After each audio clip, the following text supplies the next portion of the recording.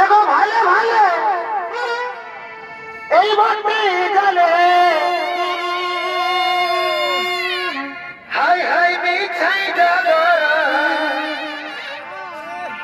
এগো এই মিছাই ডাগরা ও বন্ধু এই বলে আর মায়া লাগে ওই আমি বুঝি না ও বন্ধু বলে আর মায়া লাগে বুঝি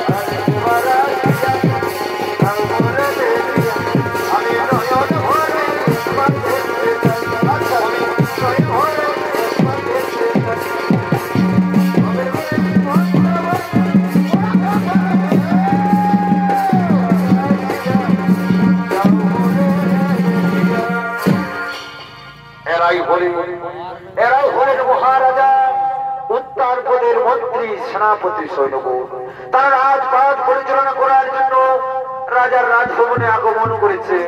আর অন্যদিকে মহারাজ তিনিও রাজপাট পরিচালনা করার জন্য নিজ রাজসভায় ধীরে ধীরে আগমন করিতেছে।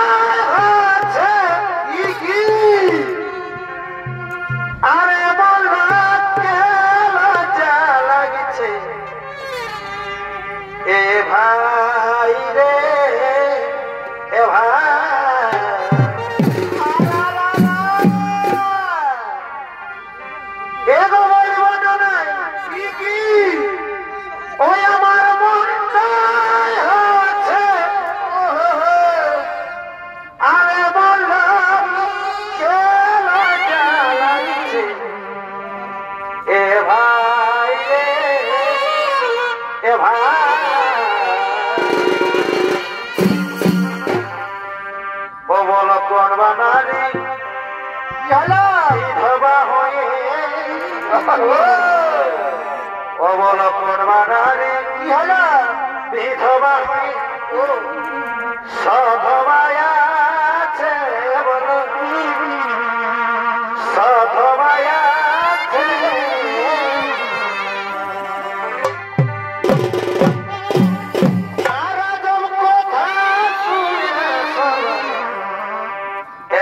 মাথা ভরে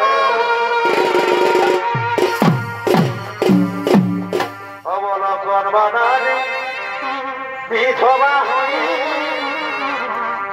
অবলম্বন বানারে বিধবা হয়ে বেটা জন্মাইছে সেটা শাস্ত্রে প্রমাণ রয়েছে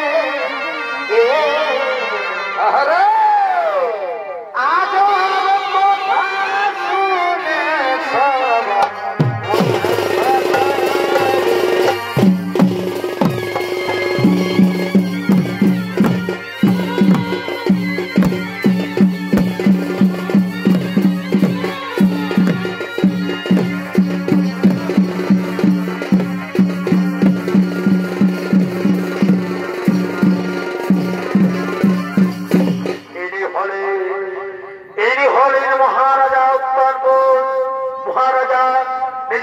সবাই রাজপাট পরিচালনা করার জন্য আগমন করেছে এতক্ষণে মহারাজের ভূমিকায় যিনি নৃত্য অভিনয় করে দেখাবেন ইনি হলেন ওস্তাদ ত্রিলোচন কর্মকারের প্রিয় সাথী নৃত্যশিল্পী বিধান চন্দ্র রায়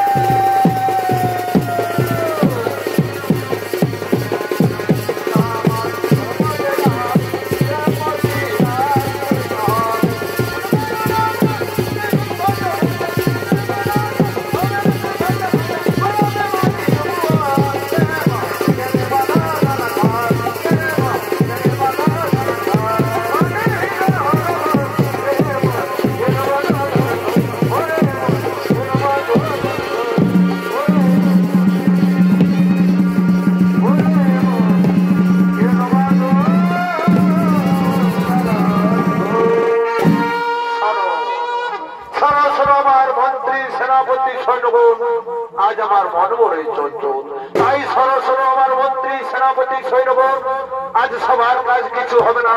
যাও যাও আমার মন্ত্রী সেনাপতি সৈন্যগণ, তোমরা সবাই নিজে নিজে ফিরে ফিরে যাও। তোমরা সবাই আমাকে একটু একা থাকতে দাও, আমাকে একটু একা থাকতে দাও, আমাকে একটু একা থাকতে দাও।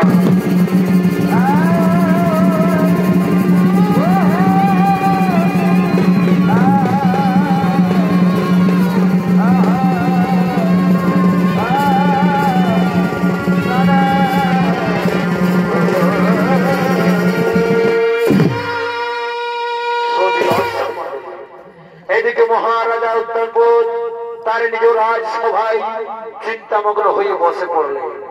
আর অন্যদিকে তার ছোট রানী সুরুচি তিনি তার সঙ্গী সাথীদের সঙ্গে রাজভবনে আগমন করিতেছে।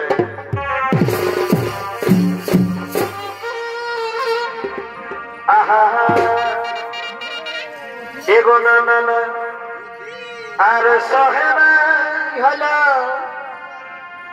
এই তোর পীড়িতির জ্বালা, ও বন্ধু চিকন কালা।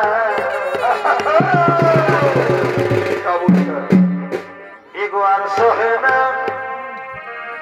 এই তোর পীড়িতির জ্বালা, এগো জ্বালা আর সহে না তোর পীড়িতির জ্বালা।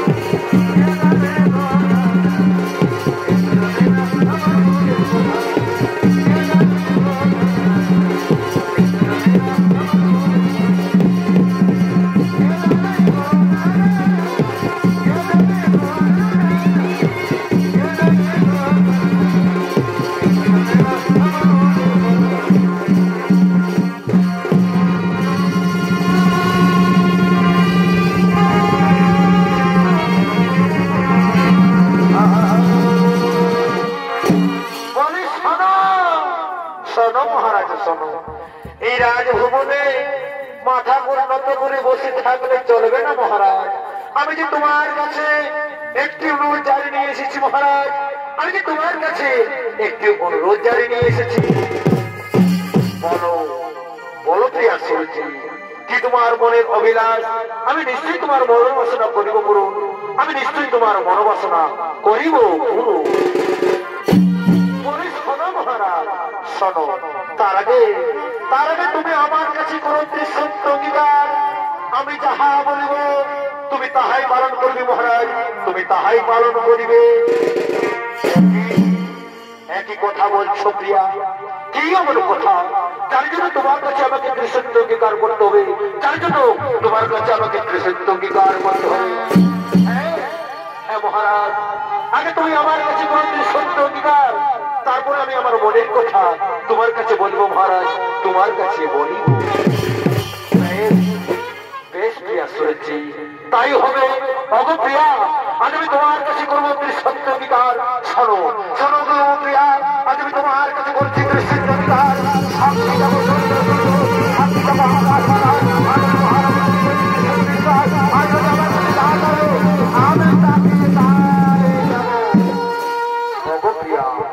আজ আমি তোমার কাছে করেছি কৃষ্ণ অঙ্গীকার। এখন তুমি তোমার মনের কথা আমার নিকটে খুলে বলে দিলে, আমার নিকটে খুলে বলো। শোনো মহারাজ, তুমি যখন আমার কাছে করেছো কৃষ্ণ অঙ্গীকার, তখন আমি আমার মনের কথা তোমার কাছে বলেছি মহারাজ। আমার মনের কথা তোমার কাছে বলেই বলি। শোনো শোনো মহারাজ, শোনো আমার কথা, তুমি কান খুলে শুনে রাখো। তুমি এক্ষুনি এক্ষুনি ওই ভগবান শুনে দিও।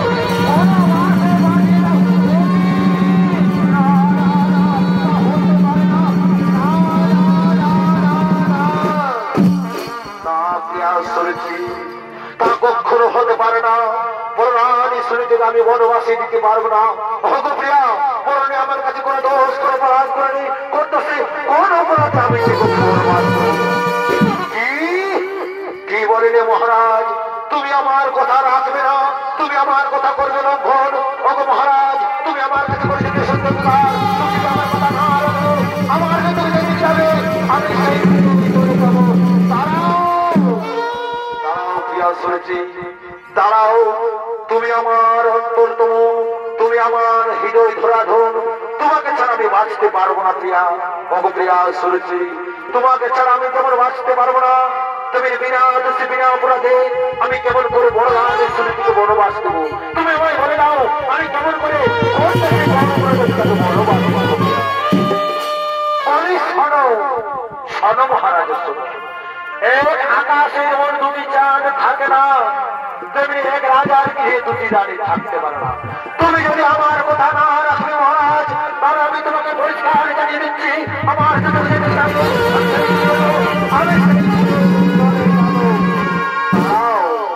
দাঁড়াও প্রিয়া, আমি তোমার কথা করে করে করবো পালন, তোমার কথা আমি না করবো লোক। ওই আমার মন্ত্রী সেনাপতি সর্বভূত, তোমরা সকলে কান খুলে শুনে রাখো। আমার আদেশ, তোমরা বড় রান শুনে দিকে এক্ষুনি বনবাসে পাঠিয়ে দিবে, এক্ষুনি বনবাসে পাঠিয়ে দিবে। অগপ্রিয়া, আজ আমি তোমার কথা করে করেছি পালন। তুমি এখন খুশি হয়েছে তো প্রিয়া, তুমি এখন খুশি হয়েছে তো? হ্যাঁ মহারাজ, আজ আমি বেটাই খুশি মহারাজ। আজ আমি বড় রান শুনে দিকে দিয়েছি বনবাস, তাই তো এই রাজু হলে আমি তোমাকে একান্ত আপন করে পেয়েছি মহারাজ। তাই তো এই রাজু হলে আমি তোমাকে আজ একান্ত আপন করে পেয়েছি।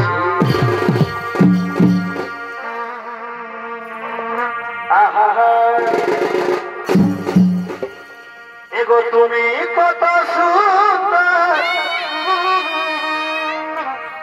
আর সে তো জানো না।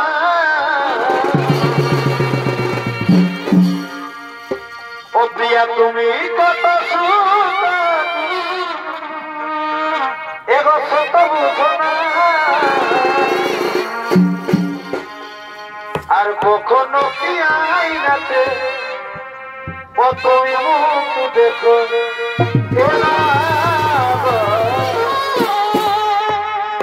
ও বলে কখনো কি আইনাতে তুমি মুখ দেখো। এগো কখনো কি আইনাতে ও তুমি মুখ দেখো, কখনো কি আইনাতে মুখ দেখো। তুমি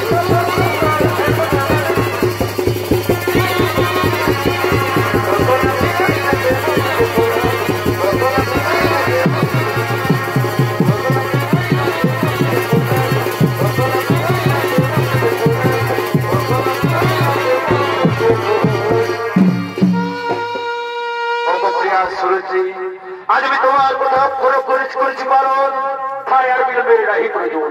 সুপ্রিয়া করো, আমরা দুজন মিলে আমাদের শয়ন পক্ষে চলে যাই।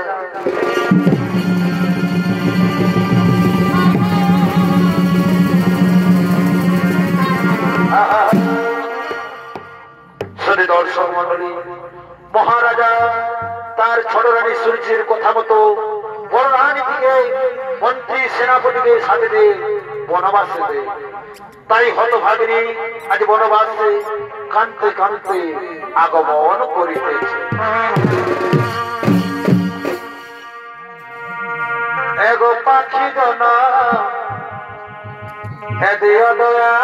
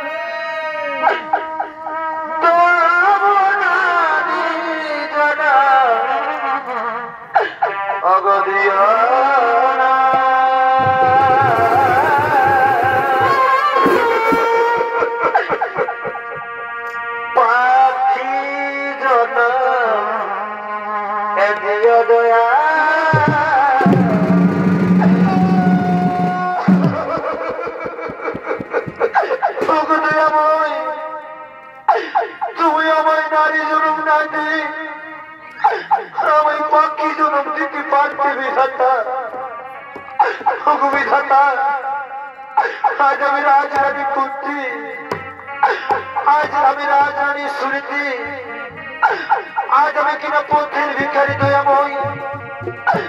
তুমি আমায় বলে দাও ঠাকুর, আমি এখন কি করি দয়াময়? কোথায় গেলে আমি একটু শান্তিতে আশ্রয় পাই? তুমি আমায় বলে দাও।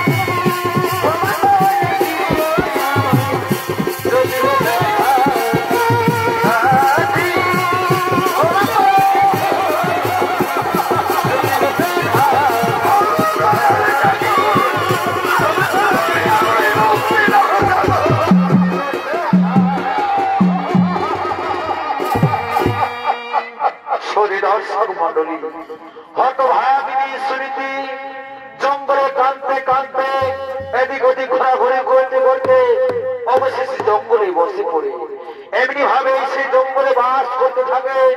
দেখতে দেখতে প্রায় কয়েক বছর পার হয়ে যায়। আর দিকে মহারাজা উত্তালপদ তার মন্ত্রী সেনাপতিদের সঙ্গে শিকার করার জন্য সেই গভীর জঙ্গলে শিকার করার জন্য আগমন করিতেছে।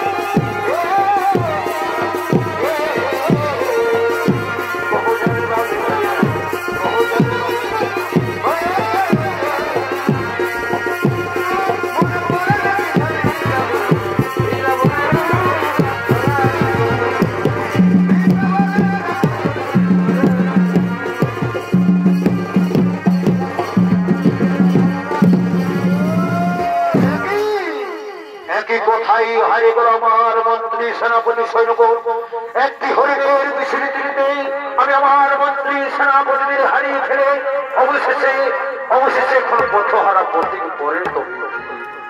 এখন আমি কি করি উপায়? এই গভীর জঙ্গলে আমি তো ভালোভাবে পথঘাট চিনি না। কোথায় গেলে এই গভীর জঙ্গলে আমি একটু আশ্রয় পাই? ওই তো আকাশে কালো মেঘ দেখা যাচ্ছে, চারিদিকে অন্ধকার নেমে আসছে, পূর্বের সূর্য পশ্চিমে অস্ত যেতে চলেছে। এই গভীর অরণ্যে আমি এখন কোথায় গেলে আশ্রয় পাই? কিন্তু ওই তো একটি পর্ণকূটে দেখতে পাওয়া যাচ্ছে। না না না, আমি আর মনে বিলম্ব করবো না। আমি সেখানে গিয়ে একটু আশ্রয় নেব।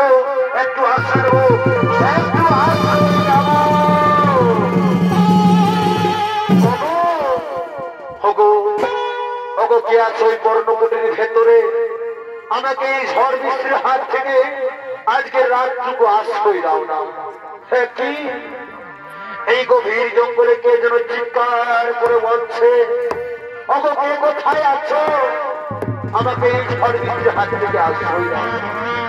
কিন্তু এই অরণ্যে আমি ছাড়া আর অন্য কেউ বাস করে না। না না না, আমি আর পুরীর ভিতরে থাকবো না। আমি একটু এগিয়ে যাই, দেখি কারো কিনা।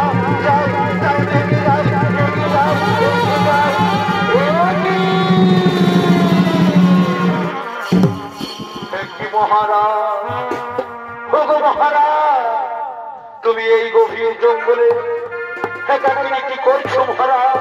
তুমি এই গভীর জঙ্গলে একাকিনী কি করছো মহারাজ? অগপ্রিয়ার স্মৃতি আমি আমার মন্ত্রী সেনাপতির সঙ্গে এই গভীর জঙ্গলে শিকার করবো। একটি হরিণের পিছনে দিতে আমি আমার মন্ত্রী সেনাপতিদের হারিয়ে অবশেষে তোমার পর্ণকুটির কাছে উপস্থিত হই। অগপ্রিয়া সুনীতি, আমি যে তোমার উপর করেছি অত্যাচার, বিনা বেশি বিনা অপরাধে আমি তোমাকে দিচ্ছি বনবাস। তার জন্য তুমি আমায় ক্ষমা করে দাও, তুমি আমায় ক্ষমা করে দাও। স্বামী, ও কথা বলে তুমি আমায় ছোট করে দিও না স্বামী। আমার স্বামী দেবতা, স্বামীর দেওয়া শাস্তি নারীর পরম সৌভাগ্য, কিন্তু আমার স্বামী দেবতা না আছে মোর রাজ সিংহাসন, না আছে মোর কুসুম। আমি তোমায় কোথায় বসতে মহারাজ? তাই এসো মহারাজ, তুমি আমার পূর্ণপুরীর ভেতরে, আমি আমার শাড়ি আচল মাটিতে পেতে মহারাজ, তুমি আতর বসে বিশ্রাম করবে, আতর বসে বিশ্রাম করবে। হ্যাঁ রানী, তবে তুমি তাই করো। চলো চলো, আমি তোমার পূর্ণপুরীর ভেতরে যাই, পূর্ণপুরীর ভেতরে গিয়ে আমি বিশ্রাম করবো, বিশ্রাম করবো।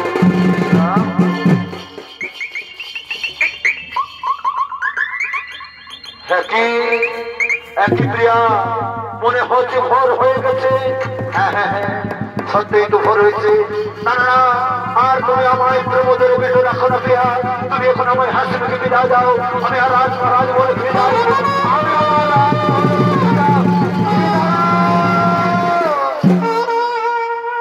আমি দাঁড়া মহারাজ, যাবে যদি যাও মহারাজ, আমি তোমাকে বাধা দেব না। কিন্তু তুমি কি জানো মহারাজ, আজ আমি ঋতুমতী, তাই শুভক্ষণে শুভলগ্নে তোমার সাথে হইল আমার মিলন। তোমার অবশ্যই আমার গর্বে যে সন্তান জন্ম নিতে চলেছে মহারাজ, সেই সন্তান যেন কোনদিন সন্তান বলে দুঃখ করো না প্রিয়া। তোমার গর্বে যে সন্তান জন্ম নিতে চলেছে, সেই সন্তান আমার অনুষ্ঠান বলে ঘোষিত হবে এই অবনী মণ্ডলে। এখন আমি আসি প্রিয়া, তুমি আমাকে বিদায় দাও। এখন আমি আসি, বিদায় বিদায় বিদায়।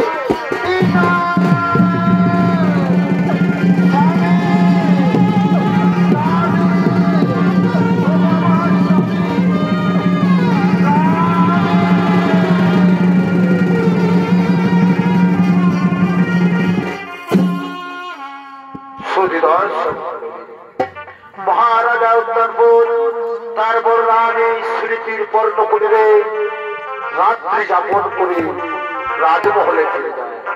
এদিকে দেখতে দেখতে প্রায় কয়েক বছর পার হয়ে যায়। স্মৃতির গর্ভে এক পুত্র সন্তান জন্মগ্রহণ করে, সেই সন্তানের নাম রাখে ধ্রুব। ধ্রুবর বয়স যখন 10 বছর পূর্ণ, তখন ধ্রুব তার সঙ্গী সাথীদের সঙ্গে খেলা করার জন্য উদ্যান হইতে আগমন করিতেছে।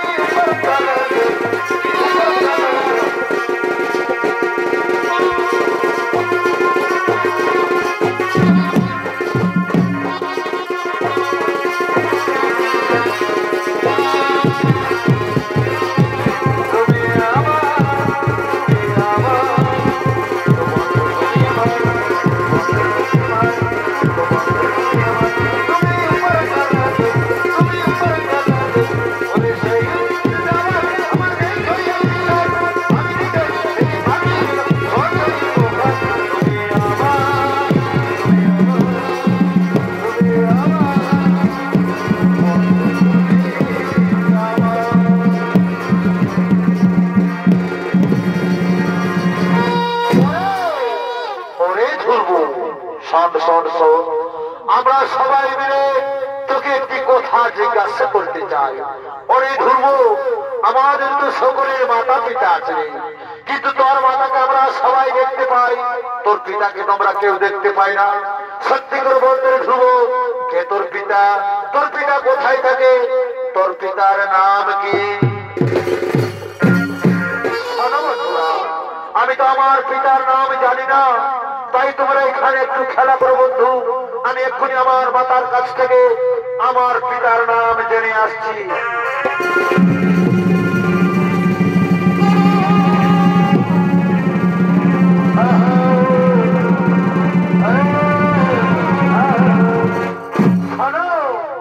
শোনো আমার বন্ধুরা, তোরা নামাই বলেছি রেখে আমার পিতা, আমার পিতা কোথায় থাকে, আমার পিতার নাম কি? তাহলে শুনে রাখো বন্ধুরা, আমার পিতা হচ্ছে এই রাজ্যের মহারাজা। আমার পিতার নাম হলো মহারাজা উদ্যান। একই কথা বললে ওরে ধ্রুব, ওরে ধ্রুব, তোর পিতা যদি এই রাজ্যের মহারাজা হই, তাহলে তোর মাতার পরনে ওইরকম ছিঁড়া বস্ত্র কেন রে ধ্রুব? অরে ধ্রুব, আর তাই যদি হয়ে থাকে ধ্রুব, শোন রে ধ্রুব, আমরা সবাই মিলে তোর পিতার নিকটে যাই। তোর পিতা তোকে দেখলে নিশ্চয়ই তো মুখে ধরে নেবে, নিশ্চয়ই তো মুখে জড়িয়ে ধরবি রে বন্ধু। হ্যাঁ হ্যাঁ বন্ধু, তোমরা তো ঠিক কথাই বলেছো বন্ধু, তুমি আর বিলম্ব নই বন্ধু। চলো চলো, আমরা আমার পিতার নিকটে চলে যাই।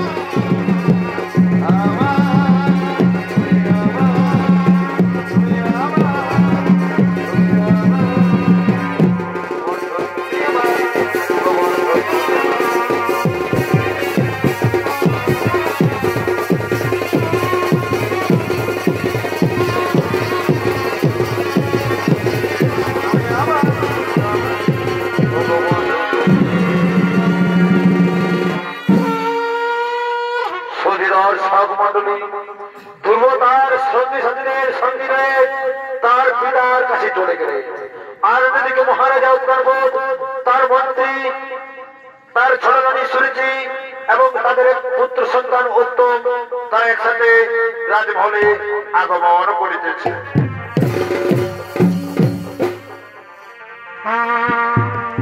ওরে আমি কি তোর ছিলাম,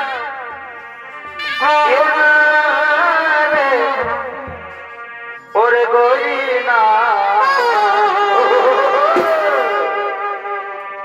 ওরে আমি কি তোর এ আপন ছিলাম, ওরে ছোটবেলায় এ গাছ তোলাতে আর পুতুল খেলে ওই আমি কুড়ালে এ যাইতা গরিনা, আমি কি তো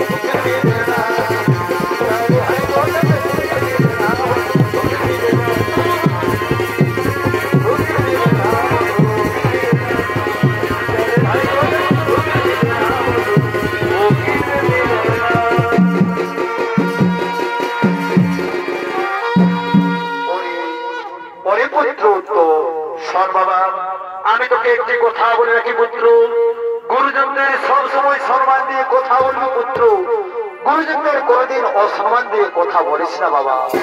কিন্তু একই বালক কে তোমরা, কিসের লাগেও তোমরা আমার রাজমহলে আগমন করেছ? ওগো মহারাজ, ওগো মহারাজ, তুমি কি আমায় সত্যি সত্যি চিনতে পারছো না মহারাজ? তুমি কি আমায় সত্যি সত্যি ভুলে গেছো মহারাজ? ওরে বালক, আমি তোমাকে কেমন করেছি বাবা? তুমি তোমার পিতা মাতার পরিচয় আমার কাছে বলো, আমি নিশ্চয়ই তোমাকে চিনতে পারবো বালক, আমি নিশ্চয়ই তোমাকে চিনতে পারবো। মহারাজ, তুমি আমার পিতা মাতার পরিচয় জানতে চাইছো মহারাজ? মহারাজ, আমি একটু হতভাগা, নাম হলো আমার ধ্রুব মহারাজ, আর আমার মাতা হলো কি জনম দুঃখিনী, যে কিনা জঙ্গলে বাস করে মহারাজ। আর আমার পিতার নাম হলো মহারাজ, এই মহারাজ, মহারাজা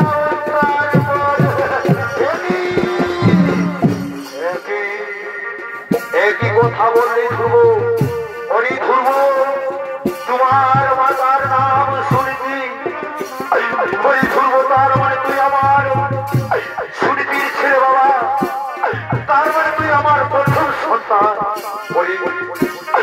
পুত্র ধ্রুব, আই বাবা, একটিবারের মতো তুই আমার মুখায় পুত্র, একটিবারের মতো আমার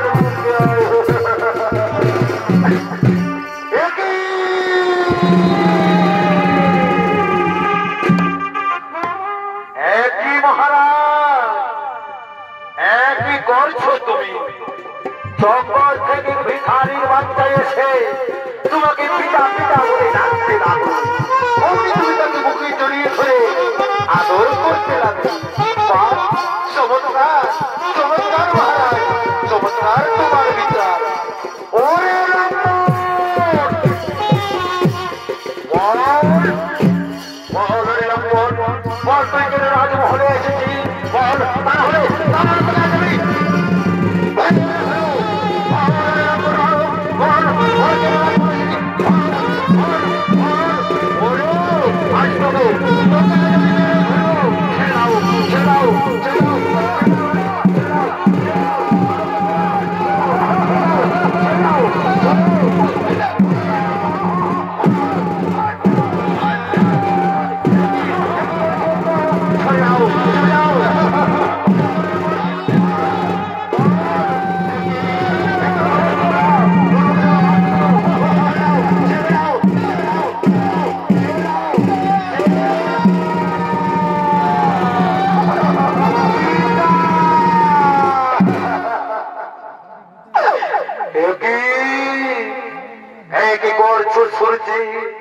একই করছো তুমি। তুমি তো আমাদের সব কথা শুনেছ। ধ্রুব আমার প্রথম সন্তান, তার মানে হতো তোমার সন্তান, তার মানে হতো তোমারও সন্তান। না মহারাজ না, ওই দাসীর পুত্র কিছুতে আমার সন্তান হতে পারে না। একে আগামী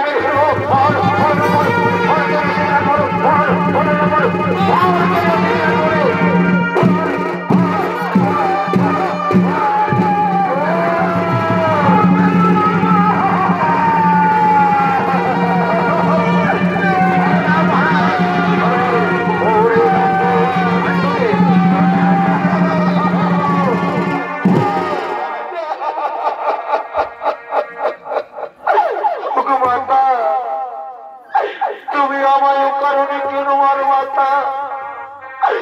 আমি তো তোমাদের কাছে কিছু চাইনি মাতা, তুমি আমায় কেন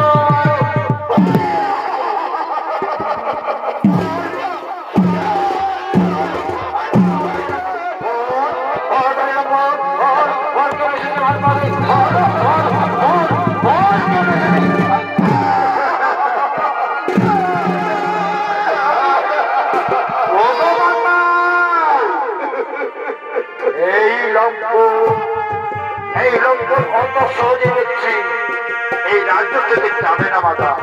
শোনো মাতা শোনো, আর বিলম্ব নাহি প্রজের মাতা, আমরা দুজনে মিলে এই লক্ষ্মণকে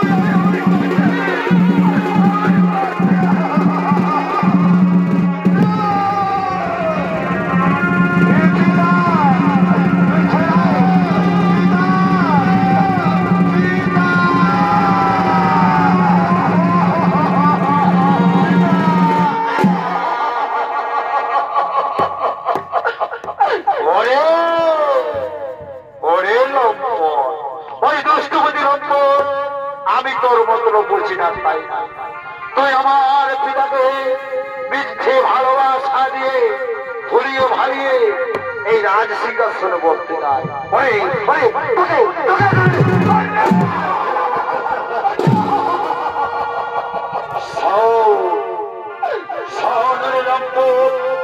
আমি তোকে পরিষ্কার জানিয়ে দিচ্ছি, আমি আর আমার মাতা এই যতদিন রাজমহলে আছি ততদিন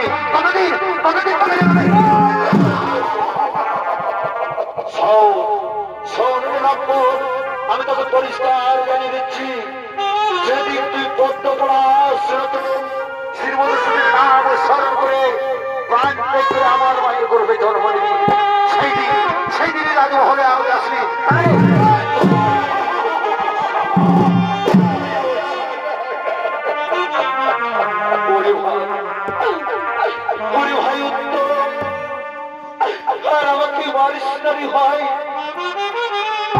আমি আর একটু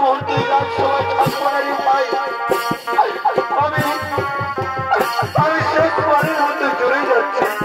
যাবার আগে তোমাদের কাছে একটি অনুরোধ, মাতা আমি যাবার আগে তোমার কাছে আমি একটি অনুরোধ করছি মাতা, আমি তোমাকে শেষবারের মতো প্রণাম করতে চাই মাতা। তুমি আমার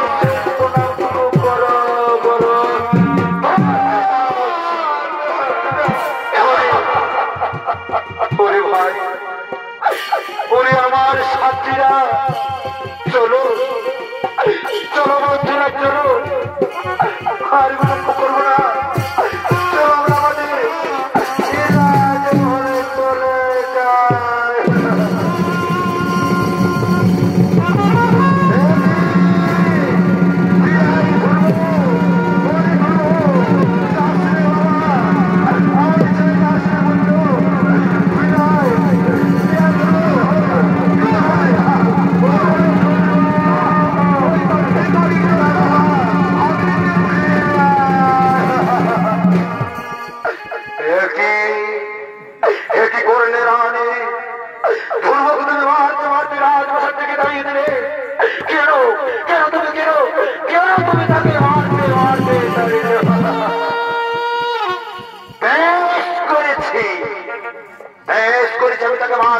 রাজ্য থেকে তাড়িয়ে দিয়েছি। শোনো মহারাজ, শোনো, আমি তোমাকে পরিষ্কার জানিয়ে দিচ্ছি, তুমি যদি আমার কথা না শুনবে তাহলে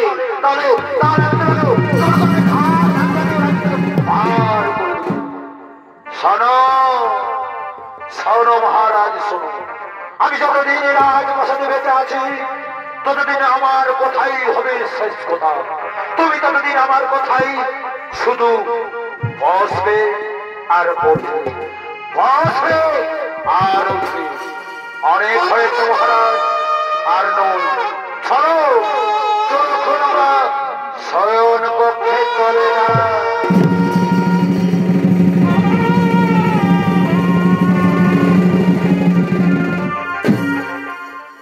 সহি দর্শক মানুষ ধ্রুবকে তার ছোট মা শাবক মারতে মারতে রাজ্য থেকে তাড়িয়ে দেয়। আর অন্যদিকে ধ্রুবর মাতা ধ্রুবকে দেখতে না পেয়ে ডাকতে ডাকতে আগমন করছে।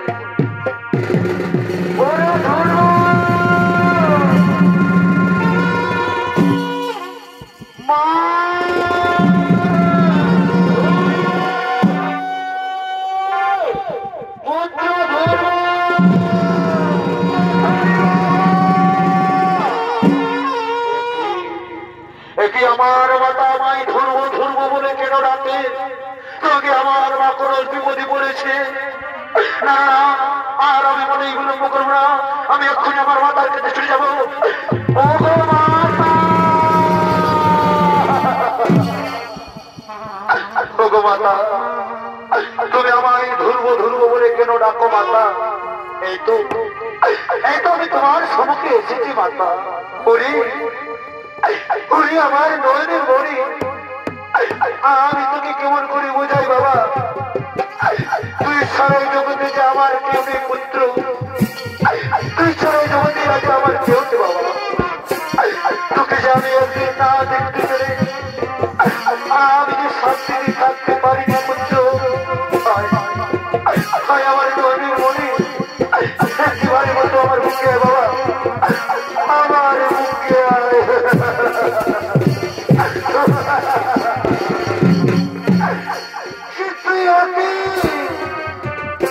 পুত্র পুত্র তোর সারা শরীরে এইরকম চাবুকের আঘাতের দাগ কেন বাবা? ওর পুত্র তুই আমার কোথায় গেছি, কোথায় গেছি? মাতা, আমি আমার বন্ধুদের সঙ্গে রয়ে আমার পিতার কাছে যাই মাতা। আমার পিতা আমাকে ছেলে মনে করে আমায় বুকে জড়িয়ে ধরে মাতা। সেই সময় ছোট এসে আমাকে তাও মারতে মারতে এই রাজ্য থেকে তাড়িয়ে দিয়েছে মাতা।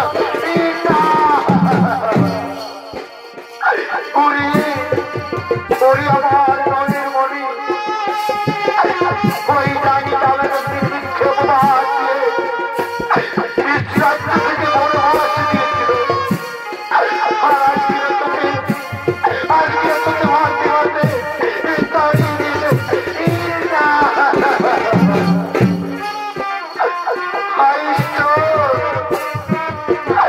তুমি আমাদের আর খুব কষ্ট দিতে দয়া হয়।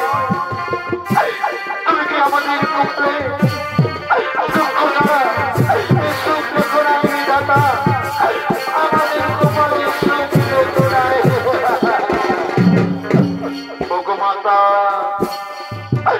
তুমি আমায় বলে দাও না মাতা, মধুসূদন কোথায় থাকে মাতা? আমার ছোট মামায় বলেছে মাতা, আমি যেদিন পদ্মকলা মধুসূদনের পাইব স্মরণ, সেদিন আমি তোমার চোখের জল মুছিতে আমি হব এই রাজ্যের মহারাজা। ওরে পুত্র, ওরে পুত্র আমার, আমি তোকে কেমন করে বোঝাই বাবা? আমি যে তাকে দিন রাত রাখি পুত্র, সে তো আমার তাকে কোনদিকে সারা দিই না বাবা। না পুত্র না, তাকে সারা দিই না। কিন্তু মাতা, আমিও আজ দেখতে চাই মাতা, পদ্মকলা শ্রী মধুসূদন কেমন করে আমার তাকে সারা না দিয়ে আসে। তাই এসো মাতা, তুমিও আমার সাথে একসাথে পদ্মকলা শ্রী মধুসূদনের দেখা দাও, দেখা দাও প্রভু, দেখা দাও, একটিবারের মতো দাও দর্শন। এই দক্ষিণী মায়ের চোখের জন্য মুছে ফেলার জন্য দাও দর্শন।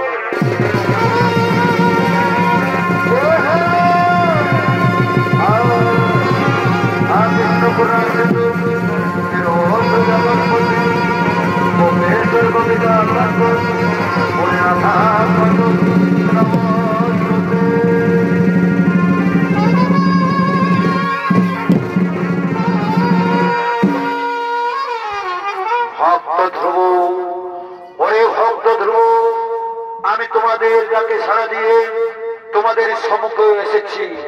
অঠো অঠো ভক্ত ধ্রুব, নয়ন মিলে তাকিয়ে রেখো, আমি তোমাদের সম্মুখে দাঁড়িয়ে রয়েছি। এসেছেন মোর ভক্ত বাঞ্ছা কল্প তরুণ। দয়াময়, সত্যি যদি তুমি আমাদের ডাকে সাড়া দিয়ে থাকো প্রভু, তাহলে আমাদের শত কোটি প্রণাম করো। তথাস্তু।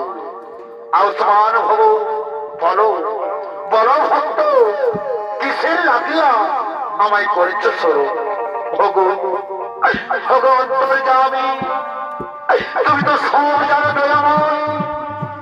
আমার পিতা আমার মাতাকে একদিন মিথ্যে অপবাদ দিয়ে রাজ্য থেকে বনবাস দিয়েছিল।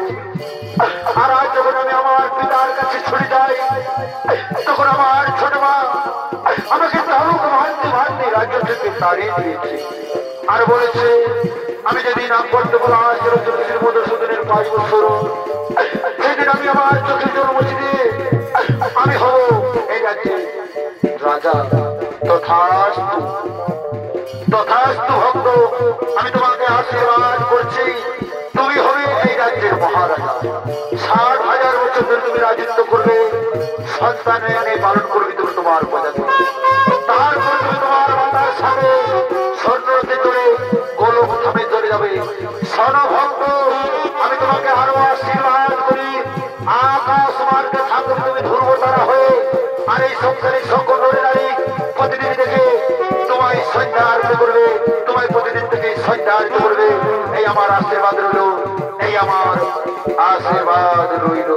প্রণাম প্রণাম তরুণী প্রভু নারায়ণ, প্রণাম প্রণাম।